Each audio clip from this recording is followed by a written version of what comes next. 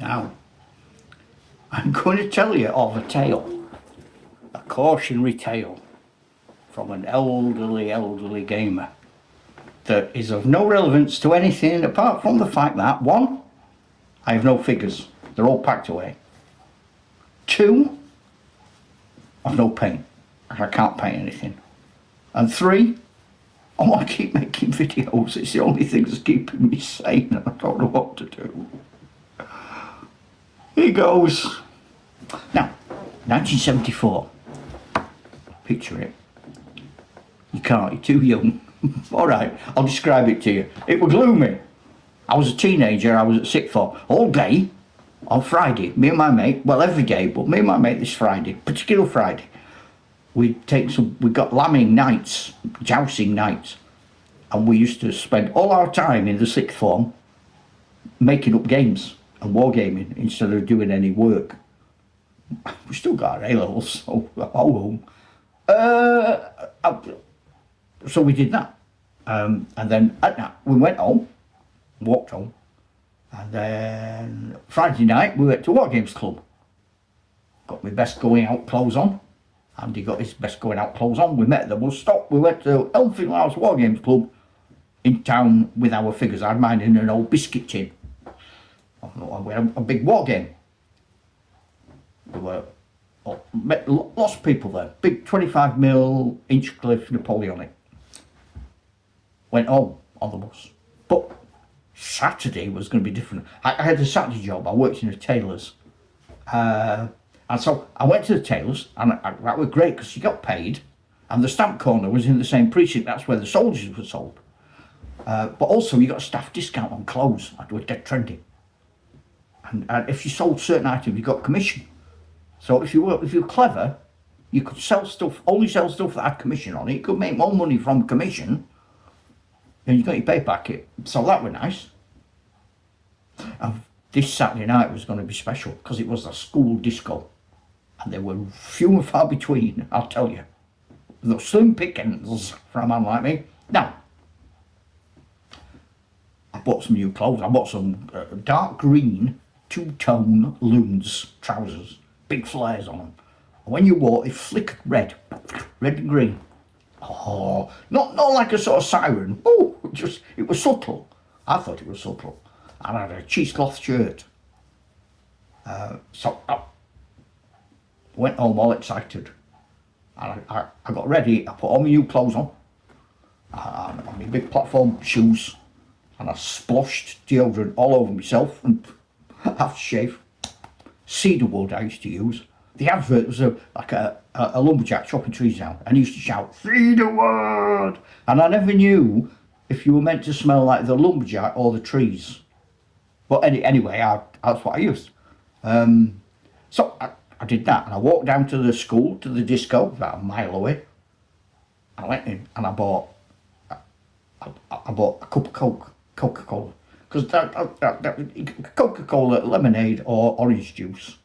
And you might be able to get some crisps from Mars Bar or something. Some opal fruits. I don't know. You don't even know what opal fruits are, do you? So I'm there, I'm all smelling like a lumberjack. I'm all in my new gear. And there's a young lady I've been talking to. And I thought, this would be a moment. I've never done this before. First girlfriend. First I saw her, I thought, right, now or never, steady the buffs. And I put my arm around her. Like that. Fully expecting a smack in the chops. This is South Yorkshire in the 70s. Lasses didn't mess about.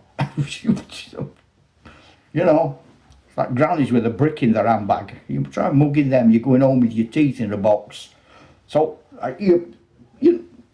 nothing happened. She stayed there. I thought, whoa, keep a grip. So I kept a grip. Apart from when she went to use the facilities, and then as a gentleman, I didn't obviously follow. I bought a softer drink. I walked her home through the moonlight. I even put my coat around her shoulders. I was only wearing a cheesecloth shirt in April. It was flipping freezing, I'm telling you now. Got to a door, had a little chat, peck on the cheek, good night, off I went. Now, partly because through the curtains I could see these menacing eyes of an old coal miner, her dad, giving me the sort of evil eye like that.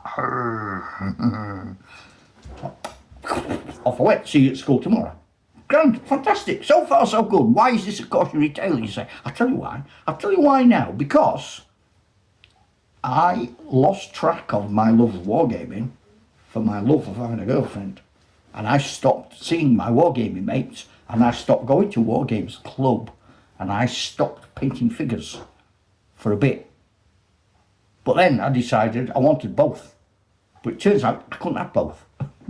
There was some sort of embargo. I'd not read the small print.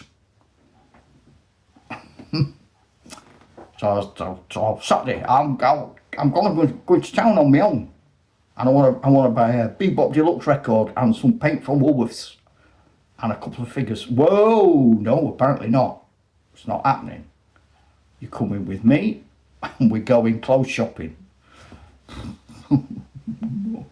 Don't pull that face. Or sometimes even like behind the back, stood at a bus stop. Don't pull that face. How do you know I'm pulling that face? What? How did you know that were happening? That went on for quite a while. And I'd pretend I was doing homework so I could paint a figure. And I'd pretend I was ill so I could go to Wargames Club. But my mates were all fed up with me. They'd all moved on. They were all doing other stuff. They were all doing Essex, Mahdi's Revolt, Sudan, that sort of things. I'm old school now still. I'm still playing minifigs, fantasy and Inchcliffe Napoleonic. But my team are away, over the hills and far away they've gone. Anyway, over time, quite a time really, we drifted apart. My social group of friends at the Wargames Club and my new pal, and I went away to university and she got a job and it all went away. But here's the bit, the cautionary bit. Now, right, so I got another girlfriend, quite quick actually, but that's nothing. I'm not just one of them things. But here's the point. I made it quite clear from my opening gambit. I am a wargamer. Oh, what you like doing? I like wargaming. That is playing with soldiers, and it is not up for negotiation, right? You know when you're doing that wonder of me. What's your favourite song? What's your favourite bird? What's your favourite colour of crayon? Right? I'll tell you my favourite of everything is wargaming. I had her wargaming. And 50 years later, we're still together. And she's a role player, and she was had a fantasy army at university. She had a medieval army at university, playing lambing rules. So, I won that battle. I don't think she'll ever watch this, so I can say I won that battle. Anyway, I don't know what this means. Probably means I'm totally insane and everything's gone wrong. But yeah, so it is what it is, isn't it? And I am what I am, to quote Popeye. You are you are, and